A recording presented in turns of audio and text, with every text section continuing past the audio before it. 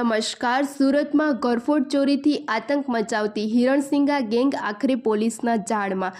ઉમરા પોલીસે 2 સગીર સહિત કુલ 5 આરોપીને ઝડપી પાડી મોટું સફળ ઓપરેશન કર્યું. ઉમરા પોલીસ સ્ટેશનમાં નોંધાયેલા ઘરફોડ ચોરીના 3 ગુનાઓ ઉકેલાતા રાહતનો માહોલ. આરોપીઓ પાસેથી રોકડ રકમ, સિગારેટના બોક્સ અને પિત્તળના વાસણો સહિત ₹47,000થી વધુની મત્તા જપ્ત કરવામાં આવી. પકડાયેલા આરોપીઓમાં સની સહાની, ટ્વિંકલ શર્મા, પરમેશ્વર ધ્રુવે તેમજ 2 સગીરોનો સમાવેશ થાય છે. ખાસ વાત એ છે કે સની સહાની અગાઉ પણ 4 જેટલા ઘરફોડ ચોરીના ગુનામાં સંડોવાયેલો છે. આ ગેંગ અગાઉથી શહેરની કરિયાણાની તેમજ ભંગારની દુકાનોને નિશાન બનાવી ચોરી કરતા હતા. ઉમરા પોલીસે વધુ તપાસ શરૂ કરી છે.